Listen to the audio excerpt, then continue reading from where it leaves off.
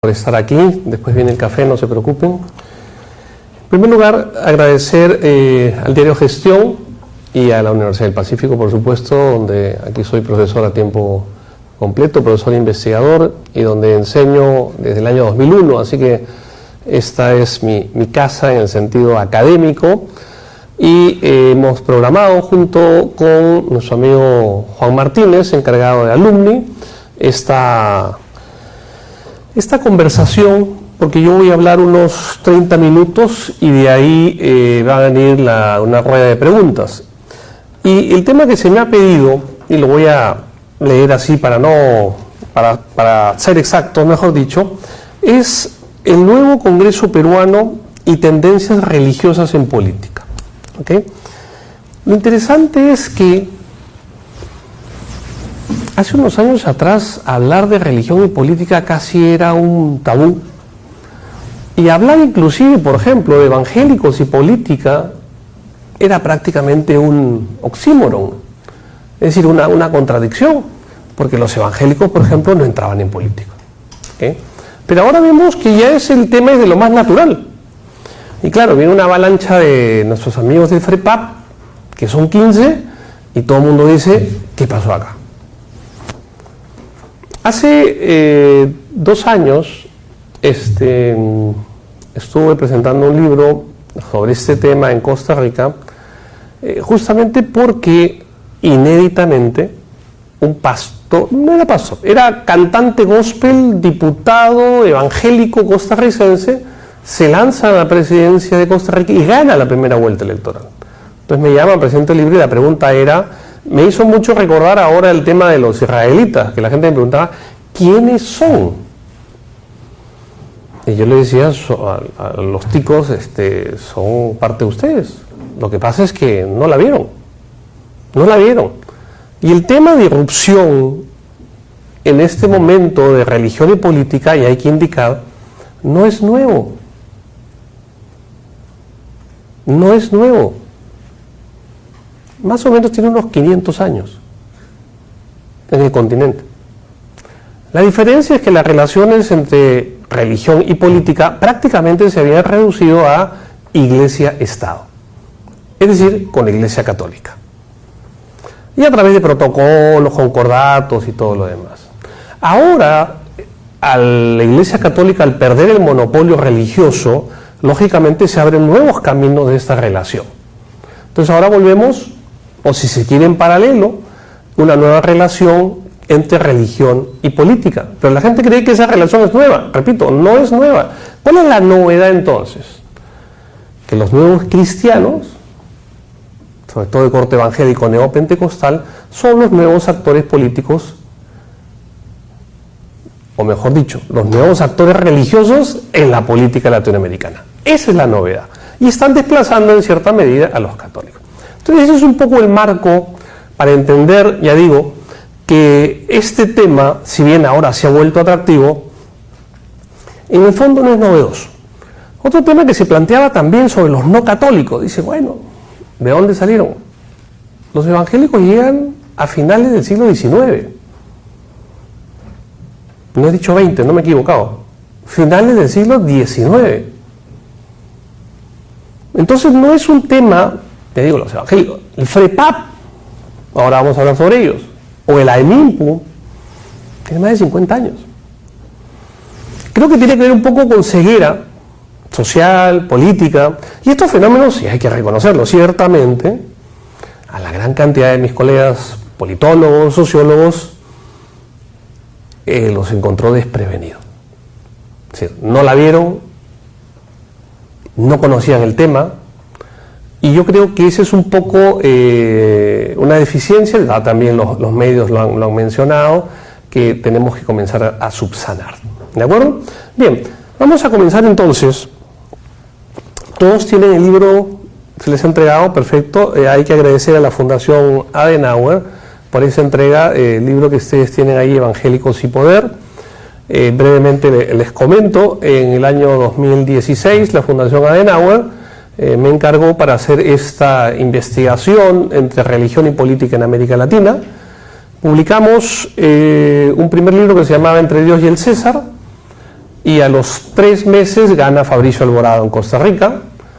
Después publicamos este otro libro que ustedes tienen en las manos, Evangélicos y Poder, en América Latina, ya analizando 10 países, ya con 12 investigadores latinoamericanos, y a los 3 días ganó Bolsonaro, y dijimos ya no hay que publicar más libros. Porque a este paso, bueno, en un par de meses, para no perder la costumbre, bueno, también sacamos la edición en inglés, en un par de meses vamos a sacar un nuevo libro sobre Brasil, en Río de Janeiro, que se llama Novos Atores Políticos no Brasil, os evangélicos do século XXI. Si los nuevos actores políticos en Brasil, los evangélicos del siglo XXI. Porque hay que diferenciar a los evangélicos, saben, hay muchas diferencias entre ellos, entonces básicamente el movimiento neopentecostal, y trata el libro justamente sobre el Brasil de Bolsonaro. Entonces vamos a seguir, y el próximo año estamos con otra investigación también desde la Conferencia Episcopal Alemana. Entonces seguimos en este tema y vamos a entonces entrar a nuestro tema sobre el nuevo Congreso peruano y las tendencias religiosas en política. Voy a tocar 4 temas y una vez me adelanto. Primero, lo particular de estas elecciones. Segundo, los grandes ganadores y los grandes perdedores. Tercero, la relación entre los grupos religiosos y los partidos políticos. Y finalmente, las particularidades del FREPAP. ¿De acuerdo? Voy a comenzar con la conclusión. Y lo que vamos a ver es que lo que hemos tenido ahora en enero son elecciones extraordinarias que han producido resultados extraordinarios. Si nuestro Congreso de ahora, repito, y estamos en unas elecciones hace poco, extraordinarias. Y los resultados, lógicamente, nos llaman la atención, pero son resultados extraordinarios también. No creo que el próximo año se repitan, a eso voy. ¿Por qué? En primer lugar, porque no hay tradición en el Perú de elecciones solo legislativas, la primera vez, sino elecciones conjuntas. Segundo lugar, siempre el candidato presidencial arrastra la votación legislativa. Y eso todos lo sabemos. Igual pasa en las elecciones municipales. Los de San Isidro no conocen a su alcalde. Ahora dicen que es de Magdalena, ¿no es cierto? Como ya no los deja pasar de Miraflores a... Claro, pero fue el arrastre de Muñoz. Entonces, siempre hay un arrastre por la cabeza, ¿no? A él. Y en este caso del presidente, y no ha habido elecciones presidenciales. En tercer lugar, ahora no hubo un centralismo limeño, sino más bien hubo dinámicas locales. Cuarto lugar, el grupo ganador de esta elección han sido los que votaron por otros. Es decir, los que más... O sea, el partido que ganó ha sido otros, que son más del 20%, mientras que el grupo o el partido que alcanzó más votación, Acción Popular, con la justa llegó a 10%. En cambio los otros han llegado a 20%. No hablo de nulos y viciados, ¿sabes? Los nulos y viciados son casi 20%. Hablo de los otros, ¿a qué me refiero? PPC. Bengolea es el 4º más votado en las elecciones, pero no salió. Arbizu también ha tenido un buen porcentaje. Es decir, todos aquellos que los electores votaron pero que no pasaron la valla, suma más del 20%. Esos no se han visto reflejados en el Congreso y son, si los juntamos a todos, más que el partido ganador. Si es que ahora vamos a hablar de los partidos, entre comillas, ganadores. Además, todos los que pasaron la valla electoral están entre el 6 y el 10%. Es decir, tenemos partidos pitufos, partidos enanos, máximo 10%. Conclusión, tenemos un Congreso brasilero, es decir, atomizado. Y digo brasilero porque Jair Bolsonaro, el presidente, ¿saben qué porcentaje tiene en la bancada brasilera? Tenemos agua por acá, un vasito con agua si hubiera. Bolsonaro, siendo presidente, ganador de las elecciones, su bancada, ¿saben cuánto tiene? En el Congreso brasileño de 513, 10%. Entonces tú dirás, pero a ver, pero Bolsonaro no fue el ganador en las elecciones legislativas. Hubo otro partido, efectivamente el PT, que ocupó el primer lugar en las legislativas. Ganó, o sea, tiene más que Bolsonaro. ¿Cuánto tiene el PT? 10.6%. ¿De acuerdo? Ese es el Congreso brasileño, atomizado total. Y ustedes me preguntarán, ¿cuánto tienen lo que se le llama la bancada evangélica? Cuando hablamos de bancada evangélica, no es un partido evangélico. Ojo. En el Congreso brasileño hay de 28 congregaciones religiosas evangélicas de 24 partidos. Están en lo que yo llamo facción evangélica. Están desperdigados en todos los partidos. Pero si juntas a todos los evangélicos que están en el Congreso, de diferentes partidos, de diferentes denominaciones e iglesias, ¿cuánto tienen? 16%. Y ahí viene la fuerza de los evangélicos, no solamente en el voto, gracias, en el voto para Bolsonaro, sino que ahora también en el poder, en el ejercicio del poder, también están colaborando con Bolsonaro. Repito, 16%, mientras que el partido de Bolsonaro son 10%. Y por eso es que tiene ministras y ministros evangélicos en este gabinete Bolsonaro. La más conocida, no diré ilustre, pero la más conocida, Damaris Alves, no sé si la conocen, es la ministra de la Familia, de Derechos Humanos. Se ha hecho muy conocida por sus frases, ¿no es cierto? Dice, ahora los niños vestirán de azul y las niñas vestirán de rosadito. Ella es la ministra pastora evangélica, okay, que está en el gobierno. Entonces, para concluir esta primera parte, tenemos un Congreso atomizado. No hay las grandes mayorías, no hay los grandes partidos, todos son pitufos, en primer lugar. Segundo punto, los grandes ganadores y los grandes perdedores. Tenemos dos grandes ganadores, pero que van a ser grandes ganadores relativos, ¿ok? ¿Quiénes son? Acción Popular y APP, digamos marcas políticas. Pero el tema aquí es que hablo de marcas porque si uno va a los candidatos, ¿quién los conocía? En Lima, Acción Popular, ¿no es cierto? Era como Ferrando, una cocina surge, el que me diga dos candidatos de Acción Popular en Lima. Nadie sabía. Nos enteramos que era Mónica Saavedra la número 1 porque hubo no sé qué escándalo y dijo no sé qué cosa. Y ahí nos enteramos, mira, ¿quién es? Interesante en todo caso que aquí en estos, en Acción Popular y en Alianza para el Progreso, la marca ha vendido más que los candidatos o caudillos. Aunque hay una diferencia entre el partido unitario, aunque no necesariamente estamos hablando de unido, pero sí unitario como Acción Popular, y APP, Alianza, que ha sido una especie, Alianza para el Progreso, sí, pero ha sido una alianza para el voto. Porque ha sido una conjunción de pequeños liderazgos regionales. Y es lo que se ha conseguido en Alianza para el Progreso y es el segundo lugar. Pero efectivamente es un poco diferente a lo que sería Acción Popular. Los otros ganadores inesperados. Ahora entramos en lo interesante. Primero, FREPAP, 15 congresistas, UPP, 13 congresistas y Podemos, 11 congresistas. También han ganado, pues lo digo, ganadores relativos con muy baja votación, bajísima.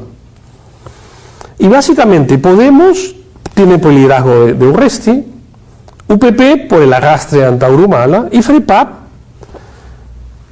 que les voy a ser sincero, sigue siendo un misterio. Y hablo como sociólogo, no como teólogo, ¿ok? Sigue siendo un misterio. Podemos dar razones, vamos a especular también ahora, ojo, pero a ciencia cierta, cosas de la vida con los tres partidos o protagonistas de estos nuevos ganadores, se tenía alguna relación. Hace 30 años defendí mi tesis de maestría en teología sobre los nuevos movimientos religiosos en el Perú y un capítulo era justamente sobre Aemimpu, sobre los israelitas, hace 30 años. Es más, hace 20 años muere Ezequiel Ataucusi Gamonal, ustedes saben, en junio del 2000. Juan Ocio, que fue un profesor de antropología, el experto en esto, el tema de los israelitas desde el punto de vista antropológico, me llama un día en la mañana, temprano, en esa época no había celular, entonces, José Luis, se murió Ezequiel. vamos a su velorio, vamos. Y nos fuimos a Cieneguilla. Yo fui con mi cámara, una EOS 5 de esa época, un gran angular, decía Ezequiel que iba a resucitar. Entonces fuimos a ver. Les puedo asegurar que no resucitó, eso sí.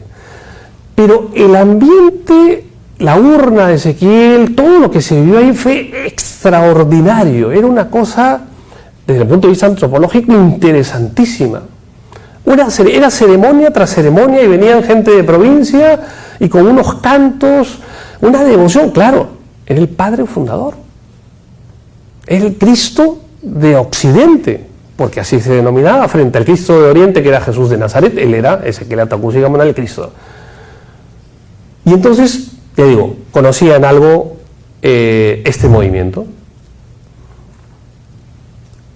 Con Urresti tuve algún tipo de relación, sobre todo acuérdense que yo lo reemplacé en el Ministerio del Interior, entonces él salía, yo entraba y algo hubo de conversación y algo lo conozco, entonces también puedo hablar un poco de él. Y finalmente, no con UPP, pero sí con Antauro, ustedes saben que también algo de relación tuve con él. Yo, gracias a Dios, en 5 años de gobierno estuve en el anterior, no tengo una sola denuncia, no tengo un solo proceso, pero sí tuve 2 denuncias en el INPE, una por un personaje llamado Antauro Humalatazo, justamente, y otro por Alberto Fujimori. Entonces Antauro sí, lo conozco también, cuando yo estaba en el INPE, hemos conversado varias veces, y recuerdan el episodio que lo tuvimos que llevar a la base naval, con todo, ¿no? Porque había problemas. Entonces, quieran o no, conozco de alguna manera a estos 3 nuevos actores, estos 3 nuevos partidos, que llamémoslo ganadores inesperados. Ahora, la pregunta del millón: ¿por qué obtuvieron esta votación que les permitió entrar al Congreso? Una votación ciertamente inesperada. Ni siquiera en las encuestas de opinión figuraban hasta casi un par de días antes. Y hay que decir o plantear algunas hipótesis de por qué, porque es la pregunta que todos hacen, ¿no es cierto? ¿Cómo esos 3 partidos llegaron a tener representantes en el Congreso? Y plantearíamos algunas cosas. Una semana antes de las elecciones, el 50% de electores no sabía por quién votar. Interesante. Y aquí tengo el dato de un estudio muy bueno del IEP que le salió la semana pasada, de Hernán Chaparro, donde afirma, hace una encuesta, que el 55% de los que votaron, el 55% decidió su voto recién la semana entre el momento del que iba a votar y la semana anterior. O sea, con una semana de anticipación, un 55%. En primer lugar, la mitad de electores no sabíamos o no sabían por quién votar.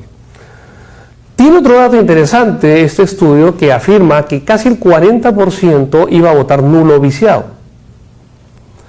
Ahora, recuerden también que hubo una fuerte campaña que decía: no votes nulo o viciado porque vas a perjudicar, o mejor dicho, vas a favorecer a quienes tú no quieres favorecer, porque tu voto vaya a los grandes ganadores. Entonces la gente dijo: entonces, si no quieres votar por alguien porque ningún partido te convence, pero al mismo tiempo no puedes votar voto blanco, nulo, viciado, ¿qué haces? Y ahí está la diferencia, casi 30 puntos registrados por la encuesta del IEP, de gente que una semana antes iba a votar en blanco y al final votó. 30%. La pregunta es: ¿por quién votas? Si ninguno de los partidos que estaban en las encuestas te atrae, te convence. Yo creo que ahí hay un bolsón de un 30% de votos que podríamos llamar un voto de protesta, un voto anti-establishment, un voto de cansancio, un voto negativo. Pero eso, viene otra pregunta: ¿y por qué votan por esos 3 y no por los otros? También es válida la pregunta. Entonces yo creo que ciertamente cada uno tuvo su público. Es decir, Urresti arrasó en Lima. Es imagen de fuerza, va a poner orden, de lucha, pechador, ¿no es cierto? Pero curioso, ese mismo Urresti un año antes los limeños no lo quisieron como alcalde de Lima. ¿Se acuerdan? Estaba primero en las encuestas, subió y, perdón, miraron para el costado y dije: ¿quién está? Jorge Muñoz, vamos, ahora sí, Jorge, otro perfil, todo lo demás. Y ahí se planteaba efectivamente si es que Bengolea iba en el primer debate municipal, quizás Bengolea hubiera sido la figura alternativa. ¿Ok? Entonces, un año atrás, repito, la gente no solamente votó por Muñoz, sino que dijo, bueno, Urresti, y en un año cambió el panorama. Y es el más votado Urresti. El caso de Antauro, el sur del país, izquierda radical, votos de protesta, ahí sí, medidas radicales, inclusive en temas de seguridad. Y el tema de los israelitas sigue siendo un poco el misterio. Yo creo que aquel que no quería votar por alguien dice, ¿por quién voy a votar? Y efectivamente los israelitas, al menos, tienen fama de gente sencilla, trabajadora, humilde, uno los ve en las calles, hicieron campaña, son muy ordenados. El otro día fui a la OMPE a dar una charla también y dijeron que de los que la OMPE había formado y capacitado a los partidos, ya esos eran los más ordenados. Y vinieron los delegados de todo el país, o sea, estuvieron ordenados. Pero la pregunta es, perdón, ordenados también estuvieron en el 16, también estuvieron en el 2011, también estuvieron en el 2005, también estuvieron en el 2000, también estuvieron... Y hay que decirlo, el FREPAP ha sido un fracaso electoral. 30 años de la política, sí, pero 30 años de fracaso. En 30 años el FREPAP solamente tuvo un congresista, Javier Noriega. Uno, en el 95. Y salió, además, salió con escándalo. Los otros dos, acuérdense del 2000, los Cáceres Velázquez, ya saben que se vendieron al fujimorismo antes de juramentar. ¿Se acuerdan que le tiraron las monedas ahí cuando fueron a juramentar? O sea, ganaron por el FREPAP, pero eran invitados. Pero israelitas, uno en 30 años. Entonces no es que era una historia de participación política exitosa, no. Entonces todavía nos queda... Quizás más adelante podamos entender el misterio un poco de los ganadores, pero ciertamente yo creo que es fruto, dentro del contexto, ya digo, cada uno tiene su atractivo, del voto de protesta, del voto de que tener que votar por alguien cuando tú ya habías decidido votar nulo y viciado, pero al final te dicen que eso, al contrario, va a ayudar a quienes tú no quieres ayudar. ¿Quiénes son los grandes perdedores? Yo plantearía en primer lugar, que no es novedad, Fuerza Popular, que bajó de 73 a 15 congresistas. Es decir, fuerte, o sea, casi la quinta parte. O sea, los datos están ahí. No. Marta Chávez no los va a reconocer, o sea, ¿no es cierto? Bueno, usted sabe que hay una contradicción intrínseca entre lo que es realidad y Marta Chávez, ¿no es cierto? Entonces Marta Chávez nunca va a reconocer la realidad, o sea, le dicen, señores, quinta parte, no, señora, mira, lo han torturado, no, se torturaron ellos. O sea, ya sabemos, pero igual, ella es la cabeza, la que ha sacado más votos, pero de 73 a 15, o sea, dígame si no es un fracaso. Y el segundo gran perdedor, este es obviamente el APRA, que ni siquiera pasó la valla electoral, ¿no es cierto? Los otros grandes perdedores, PPC nuevamente,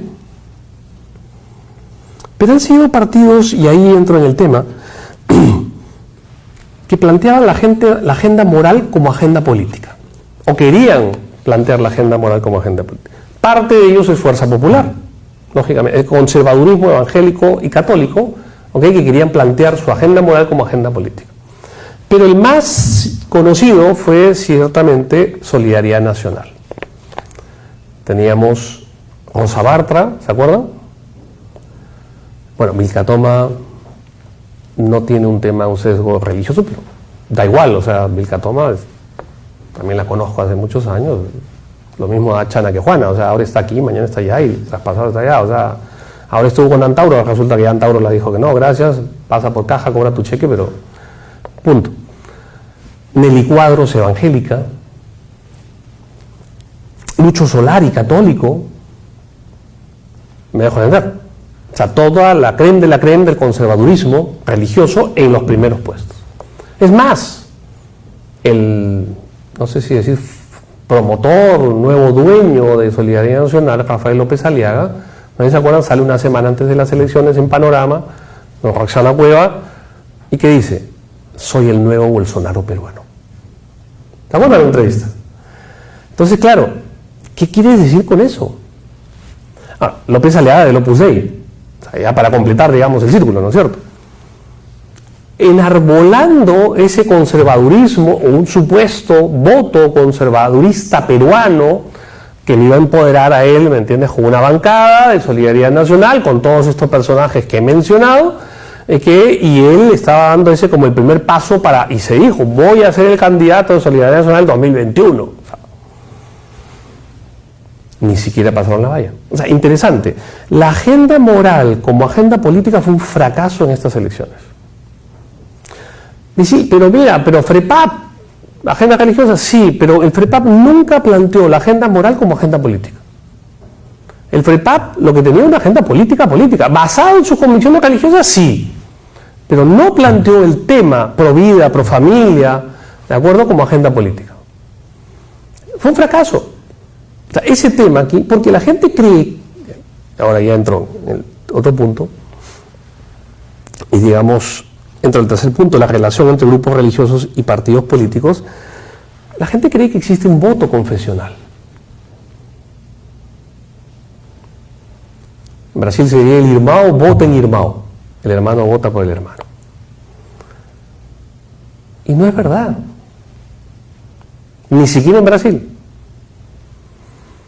Entonces la gente cree que los evangélicos votan por evangélicos solamente porque el candidato es evangélico. Pruebas tenemos desde el Pastor Lai, ¿se acuerdan? En el 2006 que se lanza a la presidencia. ¿Se acuerdan? Fue el primer pastor evangélico con partido confesional que lanza la presidencia. ¿Cuánto sacó? 4%. ¿Cuántos eran los evangélicos en el 2006? 12%. O sea, ni siquiera los evangélicos votaron por él. En 2018 se presentó también a la alcaldía de Lima, no sé si se acuerdan. 1%. 1% el Pastor Lai. O sea, no es que el evangélico vote, pero evangélico solamente por el hecho de ser evangélico. Y tampoco es porque la agenda moral, entonces todos los católicos conservadores van a votar por ellos, todos los evangélicos van a votar simplemente presionando el tema de pro vida, pro familia. Ya tengo asegurado mi curul. No, señor. Las cosas no funcionan de esa manera. No existe voto confesional, ni el votante religioso es un autómata que va a votar sola. No, hay una serie de factores que tienen que entrar en juego para que se active eso. Como Costa Rica 2018, como Brasil 2018, como Colombia 2016. Pero interesante, Colombia 2016, el plebiscito, ¿se acuerdan? Para el sí o no del acuerdo de paz, pierden. Pero por el voto de los evangélicos, que no quisieron, pero no porque no quisieran acuerdo de paz, sino por otros temas de agenda. Tiene que ver el punto especial. No es que yo lanzo el tema y ya tengo los votos. En 2018, cuando hubo acá elecciones locales, municipales, no sé si se acordarán de un señor que vendía fotocopias en la televisión y por eso llegó a ser congresista, Julio Gagó. Se lanzó, no sé si se enteraron que se lanzó a las elecciones municipales en Lima en 2018, ¿no es cierto? ¿Cuál era su tema? Todos lados que iba para alcalde de Lima, ¿cuál era su tema? La familia. La familia. No salía, digo, ¿qué tiene que ver la familia con un tema municipal? Él pensó de que, voy a tomar ese nicho, ¿no es cierto?, de votación, porque en otros lados piensan equivocado. Claro, era tan pro familia que salió un reportaje, ustedes saben, que era tan pro familia que después descubrieron que tenía 2 familias, ¿no es cierto? Entonces, quizá por ahí. Entonces, nosotros hablamos de esta nueva relación de los evangélicos en la política que se ha últimamente, pero hay que recordar que los evangélicos han tenido varias etapas. La primera, ya digo, llegan al final del 2019, del siglo XIX, ¿y saben con quién se juntan los evangélicos al comienzo, comienzos del 20? Con partidos liberales de esa época. ¿Y quién era por excelencia un partido liberal? El APRA. El APRA. Y Juan Macay era muy amigo de Víctor Raúl Aya de la Torre. Y cuando le pregunta a Víctor Raúl: señor, ¿usted es cristiano? Sí, le dice: yo leo mi Biblia y esto me la regaló un evangélico. La primera vez, confiesa Aya de la Torre, que leí la Biblia fue una Biblia Reina Valera de los evangélicos, que me le entregó un evangélico. Y era muy amigo. Es más, lo llevó a enseñar al colegio británico, es decir, lo refugió en su casa cuando lo perseguía Leguía, cuando extraditan, lo expulsan del Perú, va con una carta allá de la Torre, firmada por Macay, que le dice, reciban al hermano Víctor Raúl. Y en esa época, claro, se decía, ¿todos los apristas son evangélicos? No. Pero todos los evangélicos eran apristas. ¿Pero qué los unía? La misma ideología libertaria, liberal, porque acuérdense que no había partida de bautizo, no había partida de nacimiento, solamente había partida de bautizo. No había cementerios civiles, tenías que ser católico si no, no te enterrabas. No había matrimonio civil, el único matrimonio era religioso. Esa separación iglesia-estado es la que se buscaba, y por eso es que se unieron. De hecho, los primeros, el evangélico José Ferreira, senador primero y diputado después, evangélico, pero él sí era un político evangélico, no un evangélico político, por el Partido Aprista. Ya el pastor Pedro Arana en la Constituyente, único pastor que se lanza en la Constituyente y sale, Pedro Arana, entró a la Constituyente por el Partido Aprista.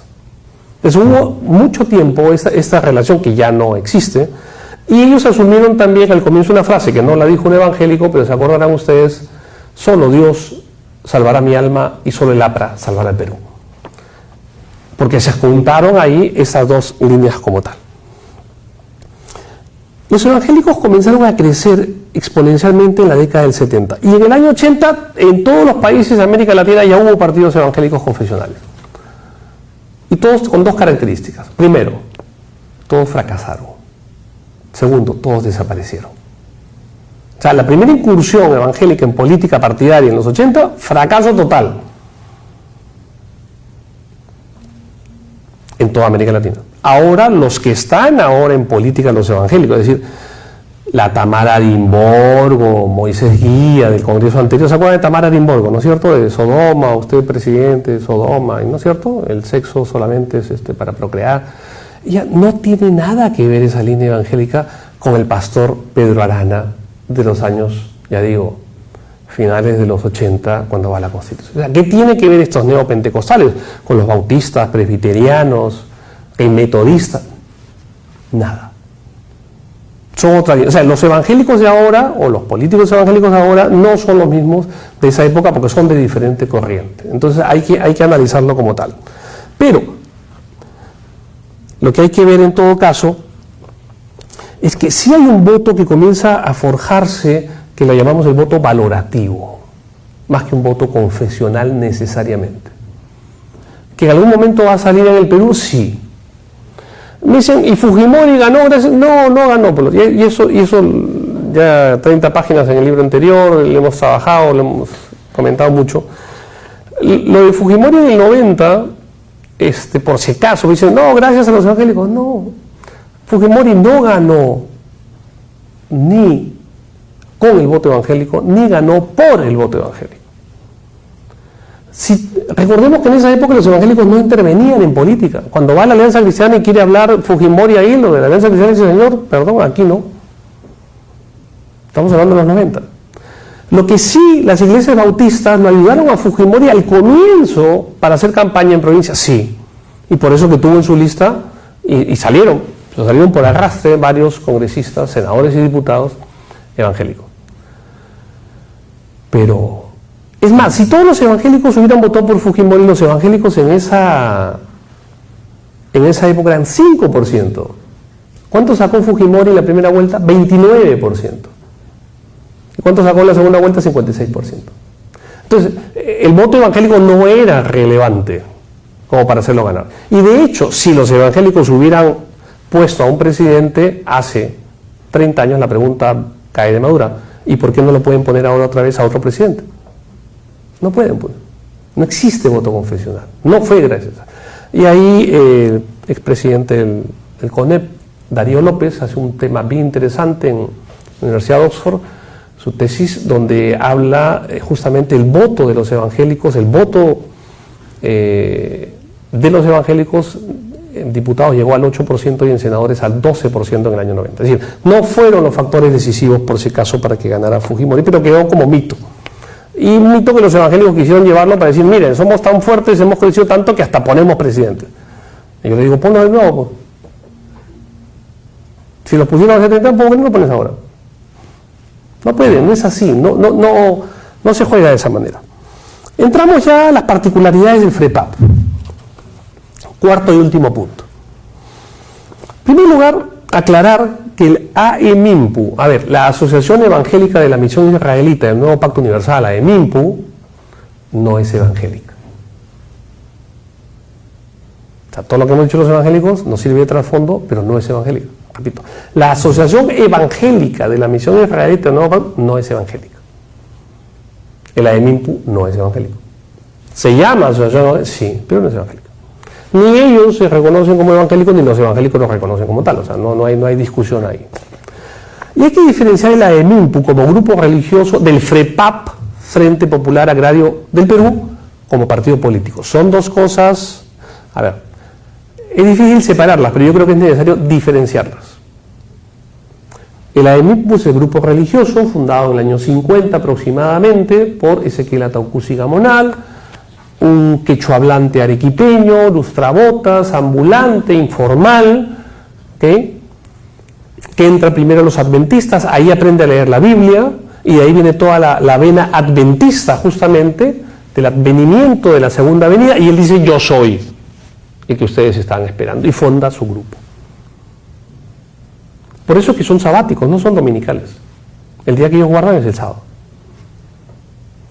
Entonces, una cosa es el grupo religioso, que interesante, y ahí el crédito total es de Juan Ocio, y de ahí todos los seguidores, todo lo que le seguimos un poco. Interesante cómo antropológicamente logró juntar a gente marginal dentro de los marginales. ¿Qué era la imagen de Ezequiel? Ustedes van y son marginales dentro de... Ahora ya no, ahora han cambiado el perfil. Son choferes de taxi, tienen su combi, tienen su negocio, su puestito en el mercado, ¿no es cierto? Y van creciendo, tienen su carro.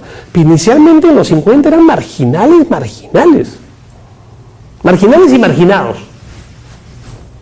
Pero eso es AEMIMPU, que se formaliza en el año 69. ¿Qué pasó? Velasco. Interesante, porque toda la visión que tenía Ezequiel y su grupo encajaba perfectamente con el pensamiento ideológico velasquista, nacionalistas y el agro como parte fundamental. Y ahí se consolida, y en el año 69 se formaliza. Pero me preguntan, ¿es de izquierda o de derecha? No le pongas izquierda o derecha, no. Es nacionalista el FREPAP. Es como me preguntan, ¿Bolsonaro es católico o es evangélico? ¿Qué dicen ustedes?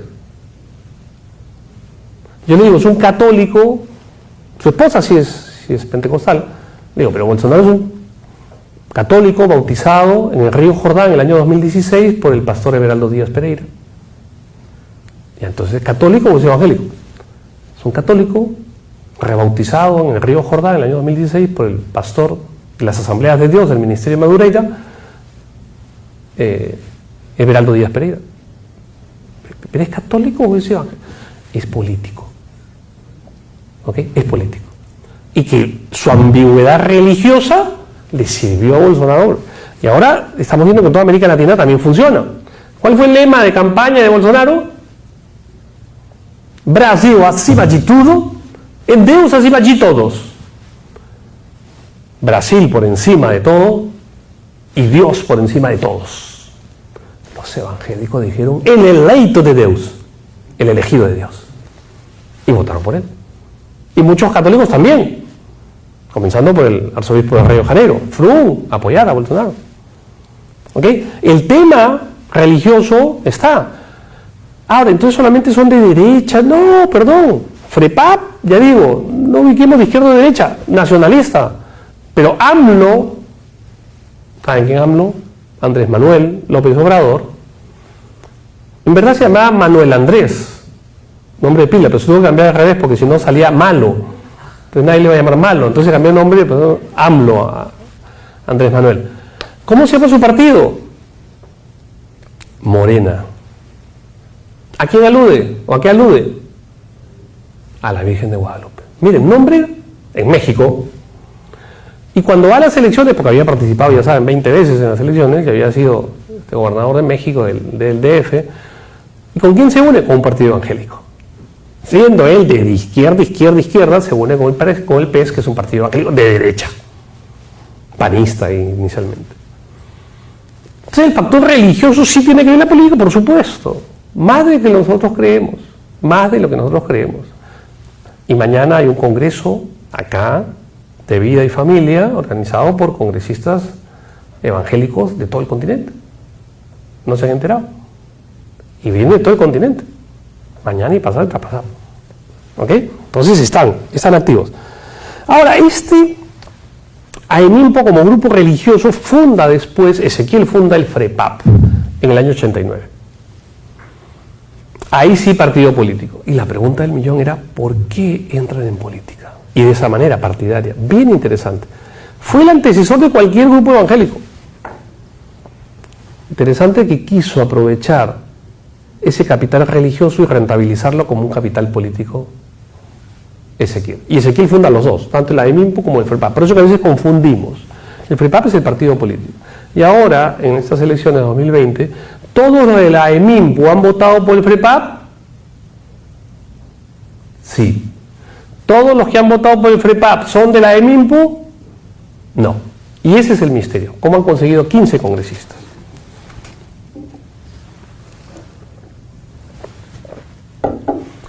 Ya voy terminando. Estuve en el INEI, pregunté por las encuestas de religión del último censo y todos los censos, y el último censo sale evangélicos, cristianos, que son un punto más que se le agrega a los evangélicos, porque la nueva denominación de cómo se llaman ahora los evangélicos, cristianos, ya no dicen evangélico, en Colombia es más, no dicen evangélicos, dicen cristianos en general, adventistas, testigos de Jehová, hasta mormones salen en el censo, y abajo otros. Es decir, los israelitas ni siquiera tenían el porcentaje poblacional para figurar aparte. O sea, los mormones figuran sí, como mormones, y los israelitas no. O sea, el número, por más que, claro, son muy visibles, uno va a Cieneguilla y, ¿me entienden? Ve por todos lados o camina, está bien. Pero no son numerosos los israelitas del Nuevo Pacto. No son numerosos. Ya digo, hasta los mormones, que yo siempre digo, no hay nada más vacío que un templo mormón, ¿okay? Hasta ellos figuran en el censo. Y los israelitas no. Entonces, lo que voy, son muy pocos numéricamente. Hacen mucha bulla, son muy visibles, sí, pero son muy pocos. Claro, ¿cuántos peruanos fueron al Mundial de Rusia? 10.000, 30.000, 50.000, no sé. ¿De quién nos acordamos? Del hincha israelita. ¿Sí o no? Curioso, simpático, y todos lo entrevistaron, ¿no es cierto? ¿Por qué? Porque llamaban la atención. Igual, no es que sean numerosos en la ciudad, pero llaman la atención. Sus barbas, su pelo, su túnica. Entonces, claro, llaman la atención, pero numéricamente no son relevantes. Entonces, por eso es que la pregunta es, entonces, ¿cómo se llegaron a ser relevantes en estas elecciones? ¿Okay? Y ese es el punto fundamental. Entonces, diferenciar AEMIMPO de FREPAP como tal. El FREPAP ya hemos dicho que es un grupo, como grupo político, así un fracaso como tal, en general. ¿En qué se basan? Bueno, básicamente, porque la pregunta ya, y con esto voy terminando, ¿cuál es la proyección que ahora podemos tener de ellos? Estamos hablando de puras especulaciones. ¿Cómo se van a comportar políticamente? No tienen pasado político real. ¿Cuál es su doctrina política? Su doctrina política es doctrina religiosa. ¿En qué se basan? Los 10 mandamientos, Éxodo 20. ¿En qué se basan? En los 3 principios del incanato. No robes, no seas ocioso, no mientas. Y juntan esos dos. Y juntan, interesantísimo, el mesianismo andino con la escatología cristiana. Y estás esperando al nuevo Mesías, sí. Y Ezequiel dice, yo soy. Y a toda su gente decía, claro, cuando muere Ezequiel, se murió el Mesías. Y él dijo que iba a resucitar. Entonces vamos a ver.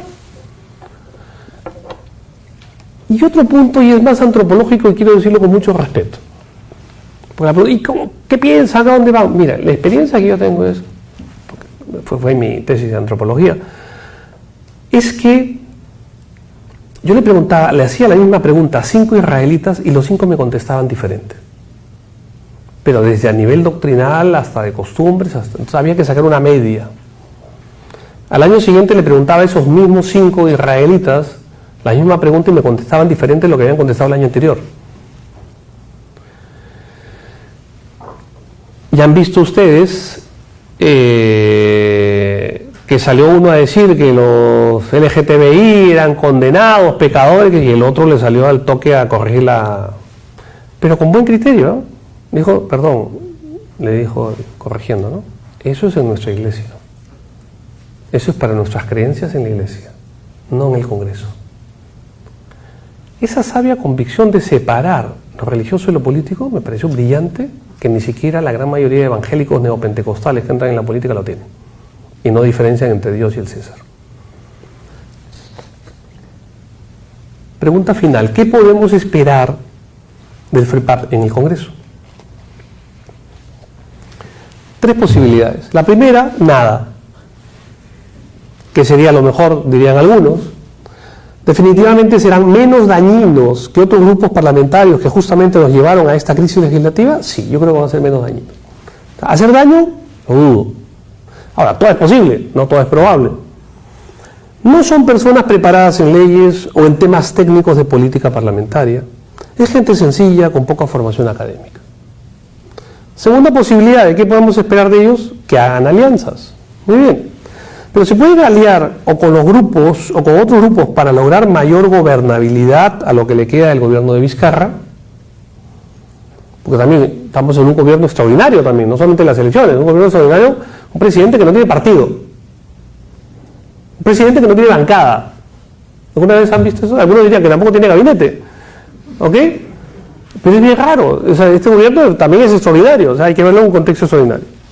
Que haga alianzas justamente para soportar la gobernabilidad de Vizcarra, o se pueden aliar con el ala conservadora del fujimorismo por temas de agenda moral.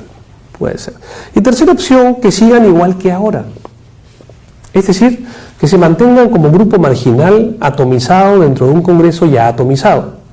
No se trata de un grupo doctrinalmente unitario, ni en lo religioso, y menos en lo político. Lo interesante es que ya estos 3 grupos, los nuevos ganadores sorpresa, ya antes de entrar ya tienen problemas. Urresti ya se peleó con Luna, ¿no es cierto? UPP ya se peleó con los santauristas. Y entre los israelitas, felizmente que apareció Jonás Ataucusi Ospina. Perdón, Molina. Porque el otro era Juan Ataucusi Ospina. Felizmente que apareció, ¿se acuerdan? Que nadie sabía si estaba muerto. Porque ya se estaban peleando entre ellos, ya salió entonces. Es el hijo de... Pero antes de entrar ya están en problema estos 3 ganadores relativos. Entonces, finalmente, no creo que el FREPAP vaya a hacer una gran labor en el Congreso. No creo que vuelvan a sacar esta misma representación parlamentaria el próximo año. Y no creo que sean obstruccionistas al gobierno y a la democracia, como otros grupos políticos tóxicos.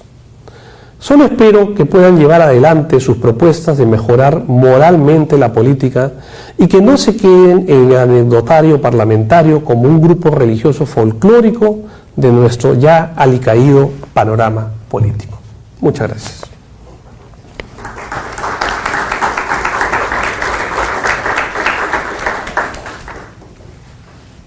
Ahora sí, abrimos la ronda de preguntas. Yo preferiría, si son preguntas muy cortas, directas, y yo contesto inmediatamente. Pues ya eso de acordarme 3, 4 preguntas seguidas, ya después de los 50 años